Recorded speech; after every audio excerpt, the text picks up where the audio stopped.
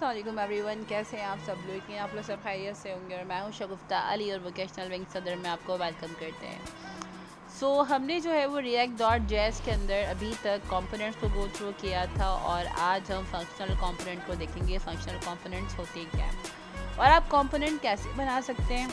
बहुत ही आसान तरीक़ेकार हमने पढ़ा था लास्ट लेक्चर में कि कंपोनेंट्स जो है वो डिफरेंट कोड्स को छोटे छोटे पार्ट्स के अंदर ब्रेक करना कंपोनेंट्स कहलाता है।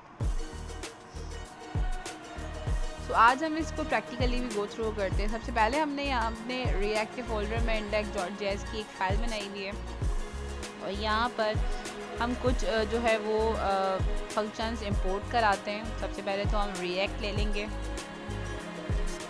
यहाँ पर पहले मैं रिएक्ट इंपोर्ट करवा देती हूँ।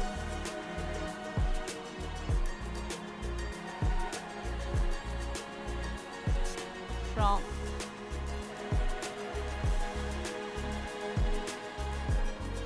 तो यहाँ पर हमने रिएक्ट, इसी के साथ अब हम इंपोर्ट करवाते हैं रिएक्ट डॉम।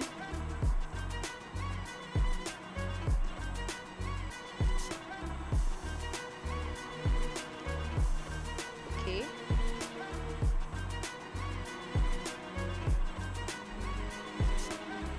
तो मैं यहाँ पर रिएक्ट के साथ डॉम ऐड करूँगी। ओके जी, इसी के साथ फंक्शन क्रिएट कर लेते हैं एक React DOM dot rendered and then close कर देते हैं फंक्शन को।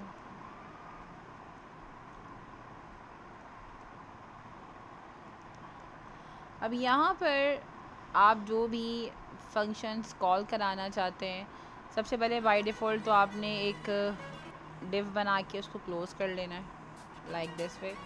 उस डिव को आप नीचे ले जाएंगे, जो उसका मेथड है प्रॉपर फॉर्म में मैं आपको वो समझा रही हूँ। यहाँ पर सिंपल हम एक h1 ले लेते हैं और यहाँ पर मैं वेलकम और यूट्यूब चैनल, ठीक है। मैंने यहाँ पर एक जो है वो हेडिंग ले लिया। जब इस हेडिंग के साथ साथ आप इसको कॉल भी करवाएंगे तो पहले मैं यहाँ पर कॉमा लगा के एक डॉक्यूमेंट डॉट गेट का मेथड इम्प्लीमेंट कर देती हूँ। गेट एलिमेंट बाय आईडी, और आईडी बाय डिफ़ॉल्ट क्योंकि हमारा रूट होता है इसलिए हम यहाँ पर रूट लिख देंगे, ठीक है जी। ओके,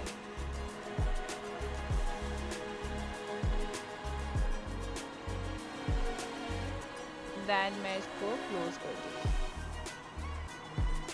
इतना काम करने के बाद अगर आप इसको इस वक्त रन करा देते हैं तो it's look like welcome our YouTube channel, ठीक है। आपने जो कुछ लिखा है इंडेक्स डॉट जेएस के अंदर वो सब यहाँ प्रिंट हो गया। लेकिन अब यहाँ पर हमें देखना है कि कंपोनेंट्स कैसे बनाते। देखिए कंपोनेंट्स मतलब ये है कि अगर मैं यहाँ पर कुछ पैराग्राफ भी ऐड कर देती हूँ, लाइक मैंने एक पी ले लिया और इस पी के अंदर मैंने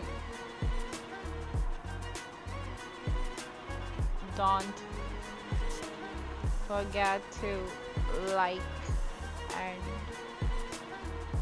subscribe, ठीक है। इसी के साथ साथ मैंने अगेन एक h2 ले लिया। तो देखिए मैं डिफरेंट जो है वो इसके एरियाज़ बना रही हूँ। जिस तरीके से हम एक वेबसाइट में header, footer, side bar, man area, इस तरह के डिफरेंट जो है वो कंपोनेंट्स क्रिएट करते हैं। अब उन कंपोनेंट्स को आप एक दफ़ा बना दें तो अब उनको बार बार यूटिलाइज़ कर सकते हैं। एक बेनिफिट होता है कंपोनेंट्स में जो मैं पहले भी बता चुकी हूँ। यहाँ पर मैं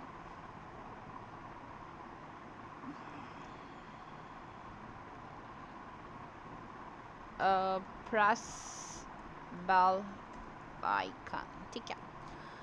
अब अगर मैं देखूँ तो मेरा कुछ जो डेटा कुछ इस तरीके से प्रिंट हो रहा है, ठीक है। अब मुझे करना है कि अब मैं h1 का एक कंपोनेंट बना लेती हूँ।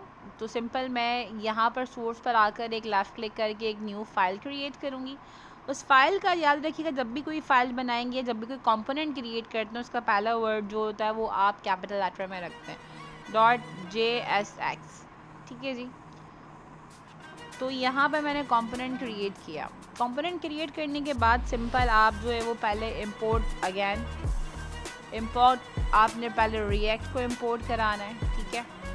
इसी के साथ साथ अब मैं फंक्शन डिक्लेरेशन फंक्शन को डिज़ाइन करने जा रही हूँ।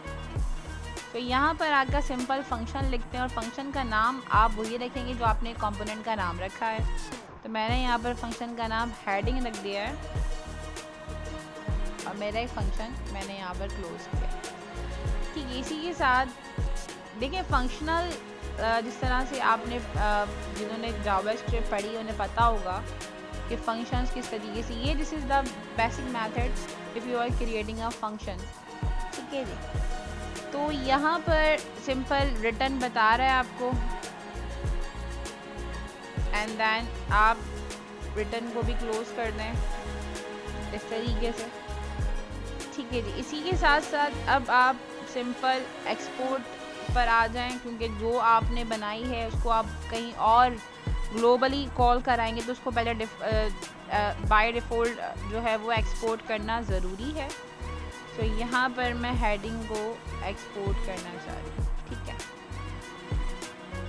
Now close. अब यहाँ पर जो ये पहला टैग था ना, ये वाला H1 वाला, इसको मैं यहाँ से उठा लेती हूँ।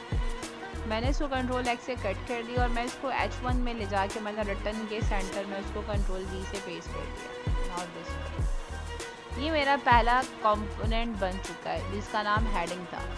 अच्छा, अगर मैं इस वक्त रन कराती हूँ तो देखें यहाँ पर वो हेडिंग हट गई। रीज़न इज़ दैट कि कंपोनेंट तो मैंने बना तो ली, बट कंपोनेंट को मैंने रियल इंडेक्स डॉट जस्ट अभी तक कॉल नहीं किया। कॉल करने के लिए आप सिंपल यहाँ आप जहाँ पर भी कॉल कराना, अगर मैं H2 के बाद कॉल करूँगी, अब मैं अपनी मर्ज़ी से कंपोनेंट को रीएड्रेस कर सकती हूँ। मैं यहाँ पर कॉल कराती हूँ तो मैंने यहाँ पर simple H is the capital, मैं पहले भी बता चुकी हूँ, लेकिन यहाँ पर लिस्ट में ये आ गया। जैसे आपने यहाँ क्लिक किया ऑटोमेटिकली इसका देखें बाय डिफ़ॉल्ट रूट ऊपर ऐड हो गया। This is a very easiest way.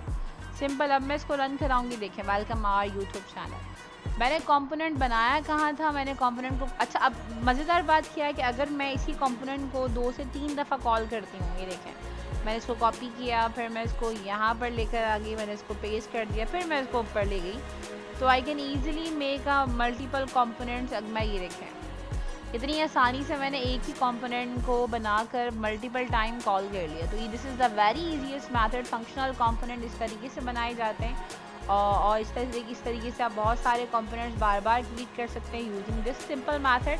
And I hope lecture clear हो गया होगा। वीडियो को लाइक करना, चैनल को सब्सक्राइब करना और बेल आइकन को प्रेस करना मत भूलिएगा। अपना बहुत सारा ख्याल रखिएगा। मिलते हैं कोई एक्साइटिंग ट्यूटोरियल के साथ। जब तक अल्लाह हाफ़िज़।